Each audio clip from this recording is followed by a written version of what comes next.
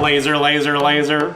Hey everyone, Ortur just sent me their Laser Master 2 Pro S2 laser cutter with the 10-watt laser, and I want to see if this is any good for making costumes. If it is, that'll save me a ton of time. Before we get into this too far, I will say that I've never used a laser cutter before, and I don't really know that much about them. So I'm going to be learning as I go.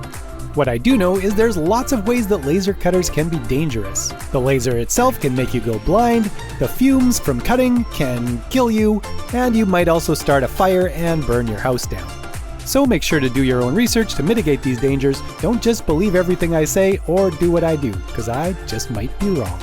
Alright, let's get back to the Laser Master 2 Pro S2. Some of the features included on the Laser Master 2 Pro S2 are safety something, flame detector, emergency stop button, 32 bits, motherboard, fast engraving speed, something grayscale, height, something, third generation laser focus, compression tech, something, and the M engraving area, 4V electric system. You got that? Good. Let's crack it open. Pull off the top layer of foam and show us what we got. Hello. That looks pretty sweet. Yep. User this manual. Looks like a cord. Look at this. This is cool. Yeah, it is, isn't it? Huh? Ooh, we Put got those on. some glasses. Oh yeah. Like most things, the Laser Master does require some assembly. There are no proper assembly instructions in the box, however there is a multitude of QR codes that you can scan, which theoretically will take you to some sort of instructions. The problem we had was the website we were taken to didn't play well with our iPad, which meant we ended up getting our instructions by watching a video on Ortur's YouTube channel, which was okay, but it did involve a heck of a lot of rewinding, and there was no extra explanation in the video, just a background music track. I've since been able to access the written instructions on my computer, and they're actually pretty good, so I won't go into the build detail here. It really isn't very complicated. In fact, a 6-year-old can do most of it. One thing I would suggest though is being aware of which way you put on that piece with the rollers, because if you put it on the wrong way, well, you'll find out right near the end. So you need to put this. Oh no. I think. To redo everything? Yeah, I think I put this on the wrong way. Oh. Which means it has to come off, and these have to come off. And it has to put the and go back. Okay. I'm gonna go away while you redo everything, I think. Okay. So yeah, I took a good chunk of it apart again and put it back together. It was quite a bit faster the second time because I knew what I was doing now. All that was left was to attach some wires, zip on some zip ties, and then cut them off to the classic zip tie cutting song.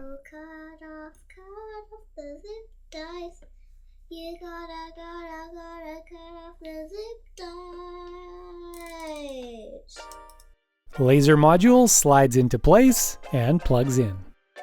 Plug in, plugs in, turn it on, and we've got some motion.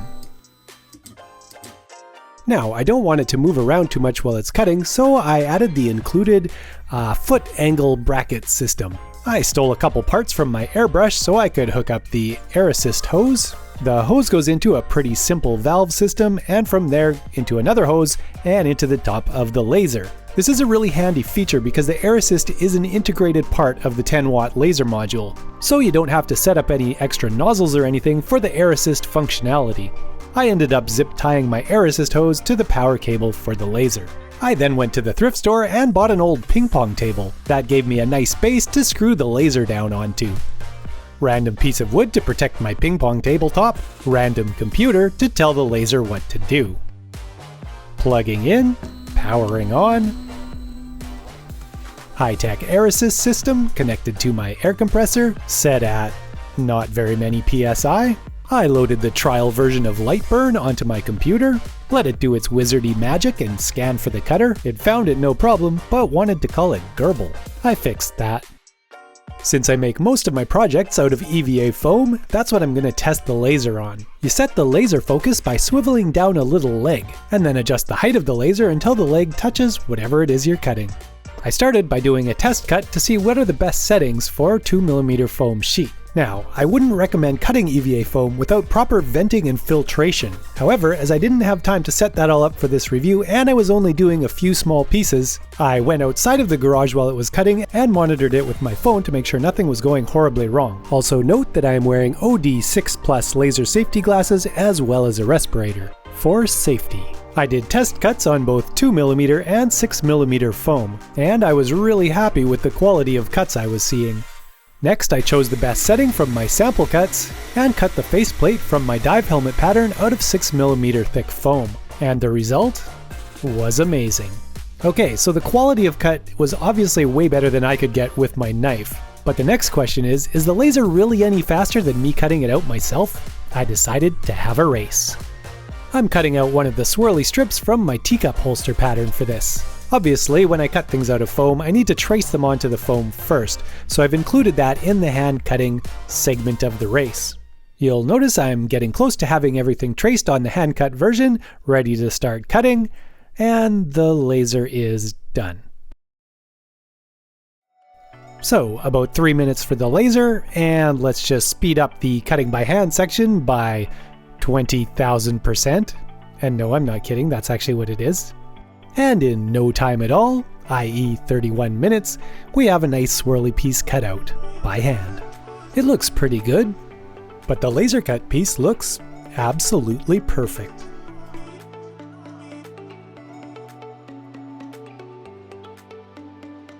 Alright, I'm already loving this laser. The time it's gonna save me is crazy. It took me 3 minutes to cut this swirly piece out on the laser, and it took me 45 minutes total to cut this out by hand. That includes cutting out the piece of paper, tracing it onto the foam, and then cutting out the foam. If you just count cutting it out of the foam, that was half an hour, 30 minutes. So basically, the whole process is 15 times faster if you use the laser, and it's still 10 times faster than just the cutting out of the foam. So if you make a lot of costumes and use a lot of foam, this is a really good tool to invest in to increase your ability to make stuff and make it fast. The one thing that is a little bit restrictive is the size. Like, it's a good size, but it's still, often I make things out of big sheets of foam, and the bigger sheet of foam you can cut stuff out, the more you can lay out your pieces to be efficient in using your foam. And if this was just like maybe twice as big, that would be awesome. Kind of like this. See what I did there? Magicked a bigger one. But really, I had mentioned to Ortur that I was a bit limited by the smaller size, and they kindly sent me also the expansion kit. So now this doubles the cutting area, so I can cut way bigger stuff. It's going to be way more efficient, and I'm pretty excited about that. I'm going to build an enclosure for this so I can vent it, and then we can try out some more stuff. Alright, here's a little enclosure making montage for you while we talk about the safety/not safety of cutting EVA foam with a laser. And yes, I am cutting up the ping pong table. So I've had a little bit of trouble finding out exactly how safe it is to cut EVA foam with a laser cutter. Most makerspace pages I've looked at have it listed as an acceptable material to cut. However, I've also read that it may release hydrogen bromide gas, which from what I can tell is a corrosive gas that is not very good for you. So if you're going to cut EVA foam with a laser, I'd recommend setting up a system so that neither you nor anyone else in the world has to breathe the fumes created by cutting. For me, that means making an enclosure with proper ventilation and a filter on the output so that I'm not exhausting chemicals into the atmosphere. The whole build process for the enclosure and the exhaust system is probably a whole video in itself, so I won't go into tons of detail here. One thing worth noting is that I wasn't able to get any protective laser glass to me fast enough, so the enclosure is totally enclosed and I'm monitoring everything with a security camera up in the corner. Okay, so I'm already really happy with how the Laser Master 2 Pro S2 cuts through EVA foam. Now I want to see how well it works for engraving it. Here's a mirror image of my logo, which took about 5 minutes to cut, and that's handy because now I have my own personal stamp for stamping. What if I was to want to make the design around the edges of Mjolnir? Well, for 4.5 minutes aside, you get a perfect engraving. Futuristic hexagon texture? No problem. Cool 3-dimensional scales? Sure. How about making your own t-shirt? Because you just love lasers so much. It's all possible with the Ortur Laser Master Pro 2 S2. All right, I guess it's time to do the thing at the end where I sum up what I think.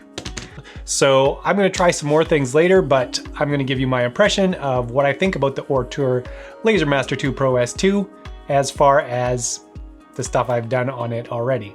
It's funny because the whole time I was using the laser cutter, in my mind I'm kind of comparing it to using a 3D printer. I guess because they're kind of similar vibe.